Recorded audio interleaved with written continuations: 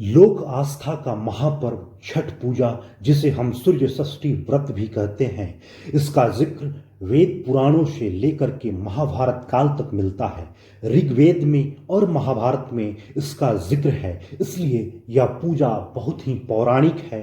मध्यकाल से लेकर वैदिक काल तक हमेशा यह सूर्य उपासना और छठ मैया का व्रत होता रहा है और वर्तमान समय में अब यह बिहार, यूपी, झारखंड नहीं बल्कि पूरे भारतवर्ष में मनाया जा रहा है। इसके अलावा दुनिया के अलग अलग कोने में भारत के लोग जहाँ भी रहते हैं, यह लोक आस्था का महापर्व हर जगह मनाया जाने लगा है।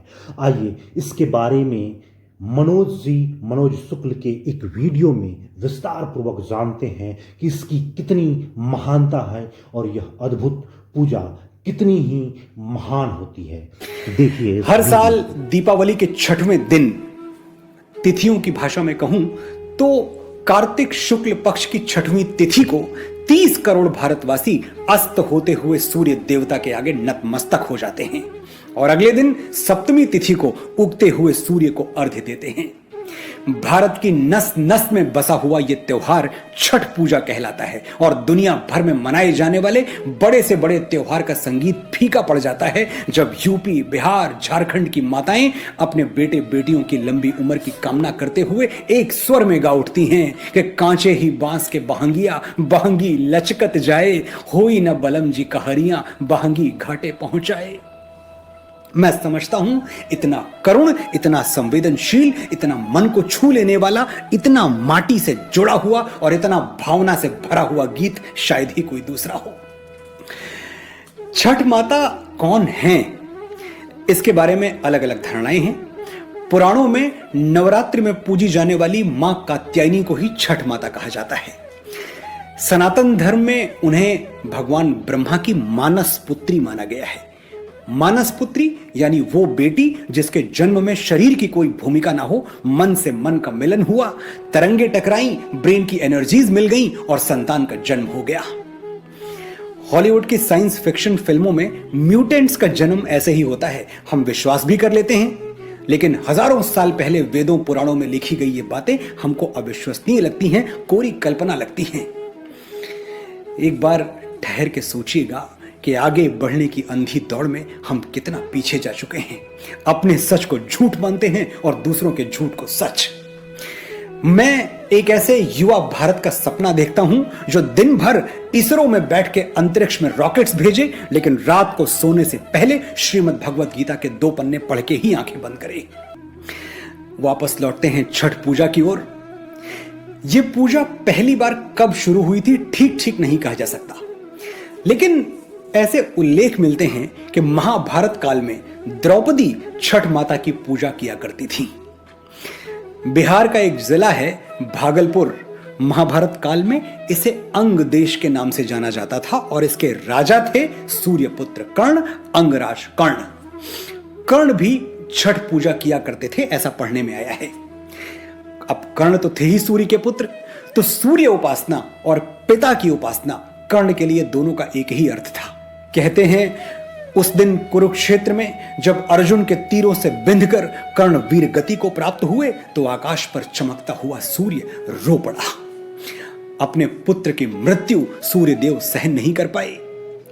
फिरे आकाश से सूर्यान सारे, नतानन देवता नभ से सिधारे, छिपे आदित्य होकर आर्द्र घन में, उदासी छा गई सारे भुवन में। ये था कर्ण और सूर्य का संबंध, लेकिन हम भी सूर्य को पिता ही मानते हैं और इस नाते हमारे अंदर भी एक कर्ण सांस ले रहा है। मैं और आप भी कर्ण की ही छाया हैं। छठ पूजा पे जब हम सूर्य को अपना प्रणाम निवेदित करते हैं तो ये आदर सिर्फ एक भक्त भगवान को नहीं दे रहा, एक पुत्र अपने पिता को भी दे रहा है। इसलिए छठ पूजा सिर्फ एक उत्सव नहीं है, हजारों वर्ष पुराने एक संबंध की मौन घोषणा भी है। ये दुनिया जान ले कि हर भारतवासी सूर्य की संतान है। हम सूरज की तरह तपना भी जानते हैं और सूरज की तरह चमकना भी जानते हैं। दुनिया की ऐसी कोई ताकत नहीं जो सूरज को फूंक मार के बुझा सके। जब कहीं कुछ नहीं था तब भी हम थे और जब कहीं कुछ नहीं होगा तब भी हम होंगे। मैं मुंबई में रहता हूं और मेरे जैसे लाखों उत्तर भारतीय यहां रहते हैं।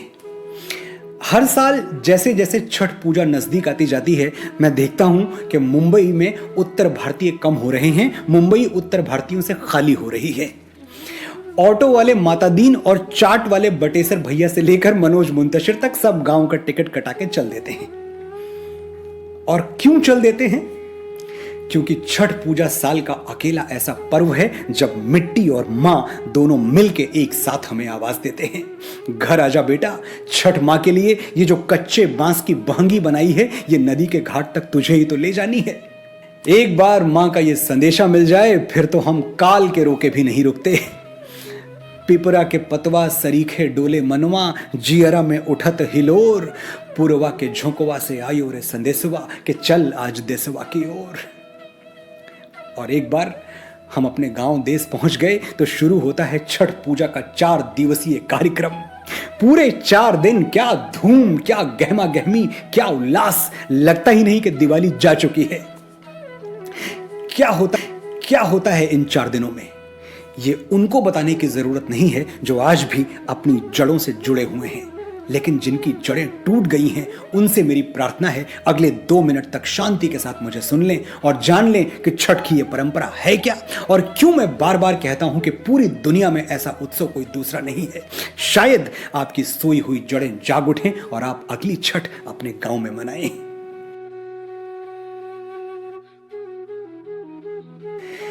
छठ का पहला दिन, इसे कहते हैं नहाए खाए। पूरे घर की अच्छे ढंग से सफाई की जाती है, घर के सभी लोगों को सात्विक भोजन परोसा जाता है, सारा ध्यान सिर्फ पवित्रता पर होता है। छठ के दूसरे दिन लोग साफ किए हुए चौके बर्तन से छठ का प्रसाद बनाते हैं। छठ का प्रसाद सुनते ही अगर आपके मुंह में पानी आ गया तो आपका कोई दोष नहीं है, मेरा भी यही हाल है। ठेकुआ, अब क्या बताएं ठेकुआ क्या होता है और कैसा होता है। मैदे और बेसन में गुड़ मिलाकर ठेकुआ बनता है और उसका स्वाद देवराज इंद्र के स्वर्ग भोज में भी नहीं आएगा, यह बात मैं विश्वास के साथ कह सकता हूं। ठेकुआ जितना खस्ता बने उतना अच्छा। मेरे बहुत सारे ऐसे दोस्त हैं जो एक ठेकुआ के लिए 56 प्रकार के व्यंजन छोड़ सकते हैं। ठेकुआ बनाने के बाद शाम को एक विशेष पकवान बनाया जाता है जिसे लौकी दाल कहते हैं। अब देश के अलग अलग भागों में इस लौकी दाल का रंग रूप बदल जाता है, कहीं यह लौकी दाल है तो कहीं गुड़ वाली खीर यानी बखीर। तो जम के लौकी दाल खाओ और अगले दिन के निर्जल व्रत के लिए तैयार हो जाओ। पूरे दिन पानी की एक बूंद भी नहीं मिलने वाली। ये जो निर्जला व्रत का दिन है यही छठ का मुख्य दिन होता है। दिन भर पानी के दर्शन नहीं होते, होंठ रेगिस्तान की तरह सूख जाते हैं और इन्हीं सूखे हुए होठों से अपने बेटे बेटियों के लिए माएं ऐसे ऐसे गीत गाती हैं कि आंखें भीग के गंगा जमुना हो जाएं। पहले पहल हम कैनी छठी मैया व्रत त्योहार, करिहा क्षमा छठी मैया भूल चूक गलती हमार। सबके बलकवा के दीहा छठी मैया ममता दुलार, पिया के सनैहा बनैहा मैया देहा सुखसार। यह गीत छठ का व्रत रखने वाली एक ऐसी महिला गा रही है जो व्रत तो है पर व्रत के सारे नियम कानून नहीं जानती। वो भोलेपन से अनजाने में हुई भूल चूक के लिए छठ मैया से माफी मांग रही है और छठ मैया उसे माफ भी कर देंगी, क्योंकि इस त्योहार में श्रद्धा रखने वाले के लिए कोई कर्म कांड नहीं होता, ना कोई मंत्र, ना कोई पूजा पद्धति, ना कोई पुरोहित, ना कोई यज्ञ हवन। जिसे पूजा पाठ कुछ भी ना आता हो यह त्योहार उसके लिए भी है। फिर नदी या पोखर के किनारे मिट्टी की बेदी बनाकर उस पर आटे से चौका पूरा जाता है। बेदी के चारों कोनों पर ताजा गन्ने या ऊख के पौधे को गाड़ दिया जाता है। देखिए ये है वो पौधा, एक अंश है, एक हिस्सा है उसका, पर है ये ऊख गन्ना। अब इस गन्ने पर साड़ी, गमछा या धोती डाल दी जाती है और बेदी के पास बैठकर महिलाएं अपने मधुर स्वर में छठ के गीत गाती हैं।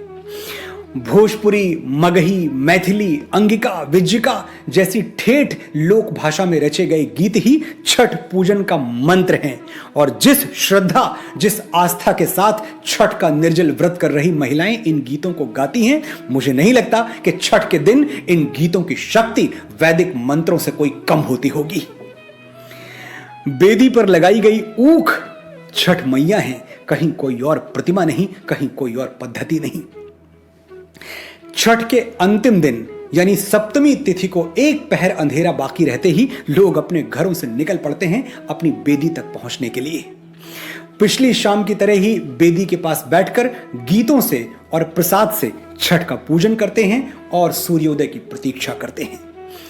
छठ के घाट पर न कोई अपना होता है, न कोई पराया, न कोई जात, न कोई पात, न छुआछूत, न ऊंच नीच। सभी लोग हर बेदी पर जाकर प्रसाद मांगते हैं, अपनी बेदी के साथ दूसरों की बेदी पर भी सर झुकाकर आशीर्वाद लेते हैं। छठ के घाट पर सामाजिक विभाजन की वर्जनाएं टूट जाती हैं। सबकी एक ही पहचान होती है, सब छठ मां के बेटे बेटियां हैं। वो दिन ऐसा होता है जब कहीं कोई छोटा बड़ा और अमीर गरीब नहीं दिखाई देता। दूर दूर तक सिर्फ एक चीज दिखाई देती है, मनुष्य और उसकी चमचमाती हुई मनुष्यता। जितने निष्पाप, भावुक, प्रेम से भरे हुए, समरस हम छठ के अंतिम दिन होते हैं, अगर वैसे ही साल के 365 दिन रह पाएं तो भारत को विश्व गुरु बनने से और वसुधैव कुटुंबकम का हमारा स्वप्न साकार होने से कोई रोक नहीं सकता। छठ माता आप पर कृपा करें, आप सुखी हों, समृद्ध हों, और इस बार छठ पर अगर गांव नहीं गए तो अगली बार जरूर जाएं, क्योंकि मां